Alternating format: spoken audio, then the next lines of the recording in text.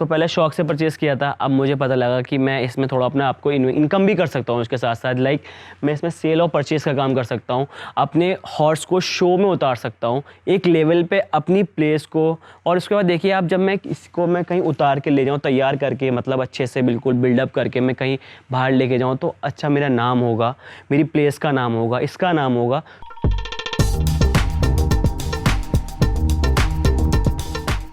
Welcome to DNA world India, दुनिया का पहला एंटरप्रेन्योरशिप मोबाइल चैनल।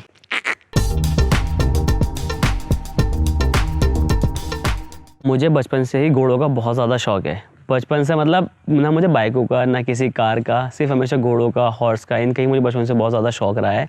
और मैंने अपने फादर को भी यही चीज़ परचेज़ करने के लिए बहुत ज़्यादा बचपन से ही फोर्स किया है। सबसे पहला जो मेरे पास, मैं आपको बताऊं, घोड़ा जो आया था, थॉरोब्रीड आई थी मेरे पास। उस टाइम तो इतनी नॉलेज नहीं थी कि ये थॉरोब्रीड है, या बस पापा ने ला के दे दिए थे। तो करीब 7th या 8th क्लास की बात है जब मैंने 2 घोड़ों थॉरोब्रीड परचेज़ की थी। वो मेरे पास मुश्किल से मुश्किल 1-2 महीना रही। इतनी केयर वगैरह कुछ नहीं हो पाई क्योंकि मैं फिर हॉस्टल जाना था मुझे। अब उसके बाद मैं अपने हॉस्टल से आने के बाद जब मैं यहाँ पे आया तो फिर उसके बाद थोड़ा साल बीतते गए, तो मतलब मैं इतना ध्यान नहीं दे पाया इस चीज़ पे क्योंकि मुझे अपनी ग्रेजुएशन वगैरह करनी थी। अब जब ये लॉकडाउन लगा तो इसमें मैंने अपने पापा से बोला कि मतलब एक परचेज़ करते हैं फ़िलहाल तो।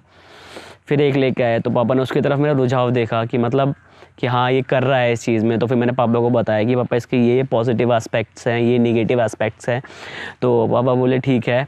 तो फिर उसके बाद पापा एक मेयर और ला के दिए मुझे कि मतलब मैं अपना थोड़ा सा मतलब सेल और परचेज़ का, जिसे बोलते हैं ब्रीडिंग का काम मैं अपना थोड़ा शुरू कर सकूँ, शौक़ भी पूरा हो जाए और थोड़ी इनकम भी हो जाए। देखिए शौक़ जब ही पूरे होते हैं जब इनकम ऑफ सोर्स आपके पास होती है।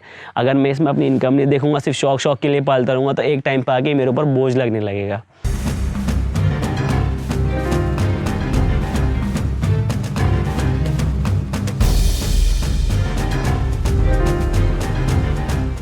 ये मारवाड़ी ब्रीड है दोनों। ये मारवाड़ी बरोतरा है, ये प्योर मारवाड़ी है वाली, ठीक है। और वहाँ पे जो आपका मतलब केयर हो गया, मतलब जो हमारा फर्स्ट प्रेफरेंस रहेगा मतलब बस सेल्स और परचेज़ का, जो मेरे कस्टमर्स रहते हैं पंजाब, हरियाणा, महाराष्ट्र, फिर उसके बाद राजस्थान। जो शौक़ वहाँ पे है, मतलब इसका जो काम भी वहाँ पे है।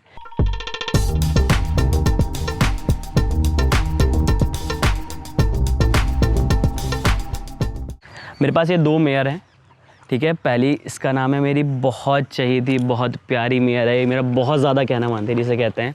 इसका नाम लिली है। ये भी मारवाड़ी नस्ल में है। आप इसकी खूबसूरती देखिए बस, जो इसका कलर है, जो इसके मतलब बॉडी स्ट्रक्चर, बोन है, गर्दन की नेक है, उसके बाद इसका पुट्ठा बहुत अच्छा बना हुआ है जिसे बोलते हैं। और एक ये मुझसे, जैसे मैं इससे प्यार करता हूँ ऐसे ये मुझसे प्यार करती है। मेरे अलावा जल्दी से किसी को अपने पास नहीं आने देती। सिर्फ एक ये हैं इसके जो मतलब केयर टेकर हैं, वही इन्हीं को आने देते, उसके अलावा किसी को नहीं पास आने देती। बहुत ज़्यादा, जिसे बोलते हैं खरी, बोलते हैं हमारी लैंग्वेज में, देसी लैंग्वेज में खरी जानवर, वैसा है ये। इसका नाम लिली है। ये नाजली हैं हमारी, ये हमारी नाजली हैं। ये मैं बेसिकली ज़्यादा मैं इसे ब्रीडिंग पर्पज़ के लिए लेके आया हूँ कि मैं इससे अपना ब्रीडिंग वगैरह पे ध्यान दूंगा, क्योंकि इसका आप बोन स्ट्रक्चर देखिए, इसकी नेक देखिए आप। और ये कंसीव है, 7 महीने की प्रेग्नेंट है। ये नुखरा घोड़े से, जो राजस्थान में सुल्तान घोड़ा है, उससे ये कंसीव है 7 महीने की।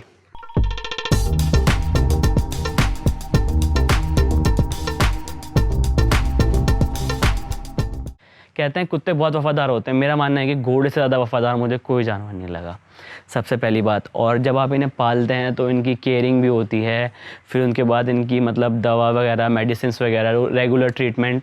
अब मैं जैसा आपको बताऊं अपने उसका, मैं दिन में 2 बार इनकी ग्रूमिंग कराता हूँ। एक सुबह में ही जब ये अपने स्टेबल से बाहर आते हैं, उसके बाद कम से कम 40 मिनट एक घोड़े पे मुझे को लगता है कि इसकी ग्रूमिंग हो गई, सफाई हो गई।